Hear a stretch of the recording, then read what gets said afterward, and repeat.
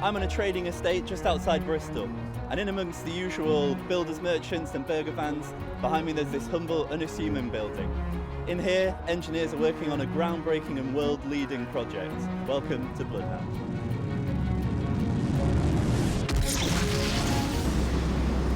I'm here in the workshop for the Bloodhound supersonic car. This is a project which aims to not only break the current land speed record of 763 miles an hour, but shatter it, reaching speeds of up to 1,000 miles per hour. If we achieve that, we'll be 60% faster than any other car in the world has ever gone. We caught up with Richard Noble to find his motivations for coming back to the project 20 years later. We've got a real problem because our manufacturing in Britain is only about 8% of gross domestic product, whereas it should be 20 or 25%. We need to enhance that, we need the skills, we need the engineers.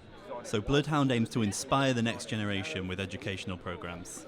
And these STEM programs are absolutely critical, and Bloodhound is now the largest STEM program in Britain.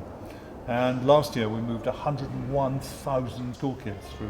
Building one of these cars and running one of these cars is one of the most exciting things you can do that's legal in the world. I mean, it really is amazing. The second thing was that the Americans looked as if they were going to come back and try and take our supersonic record away from us. So Andy Green and I decided what we'd do is we'd do this. I asked Mark Chapman, chief engineer on the project, what makes Bloodhound so special. Bloodhound's kind of unique in that it is part jet fighter, part spaceship and part race car. So in a blink of an eye, you'll do 150 metres. Although Bloodhound is being built here in Bristol, it's not the ideal place to go bombing around at 1,000 miles per hour. After trips out to Australia, America and Turkey, they finally identified the perfect site in Hapskeen Pan in South Africa. But once they'd identified the perfect site, there was still work to be done. The car is travelling faster than a speeding bullet, so at that speed, the slightest piece of rubble would be like a bullet shooting through the windshield. For this reason, they enlisted the help of 320 local villagers who scoured the site with a fine-tooth comb, removing anything bigger than a pinhead. This groundbreaking car needs a similarly unique driver, introducing Wing Commander Andy Green. Luckily, Andy has a perfect CV. As well as being a former RAF pilot, he's the current land speed record holder and the only man to have broken through the sound barrier on land. As well as being the perfect man for the project, the car is the perfect match for Andy. The steering wheel was 3D printed to the shape of his hands and the seat is moulded to his body. This is Andy Green's office or his cockpit. This is what we call a lab car or lab test system. So what we do is get all the systems working on here first before we transfer them into the car. All his information he gets off these screens here. And right behind Andy's head is this, the jet engine, which will get Bloodhound going. This is the EJ200 jet engine from the Typhoon military fighter aircraft that will power Bloodhound up to 350 miles per hour. It's then that the hybrid rocket engine takes over alongside the EJ200 to push Bloodhound hopefully up to the 1,000 miles per hour mark. So here we are at the rear of the actual building platform for the Bloodhound vehicle. This is the location where the hybrid rocket engine will be in.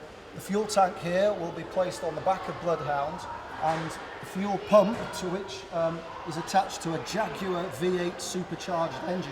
And it's this jet fuel system that powers the rocket and gets Bloodhound up to 1,000 miles per hour.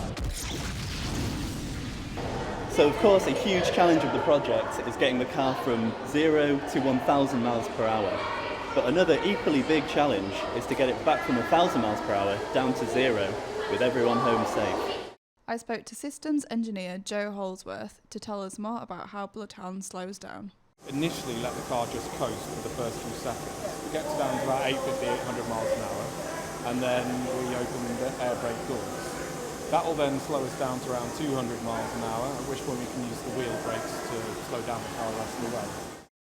At such high speeds, it's not possible to have an escape route for the driver, Andy Green. Here I am at the cockpit to explain why. If anything goes wrong, there's no ejector seat. But if he was to be ejected out of the car, that would mean there would be 10 tons of wind force hitting his body the moment his body left the car, and he would basically be ripped to pieces. So why take such a huge risk? Britain has really got to show for the first time what as a country we really can do. We certainly are not doing it just to get a record. We've had it for over 19 years, and having watched other people's attempts, I think we're likely to keep it indefinitely. And think just about everything you see and touch been created by an engineer somewhere along the line. Isn't that a lot more interesting than finance? So the next step for the project is a dry run in Newquay before the main record attempt down in South Africa. If the main aim of the project is to inspire people, this wall of signatures supporting the project is evidence of how many people it's impacted in the local area. Good luck, guys.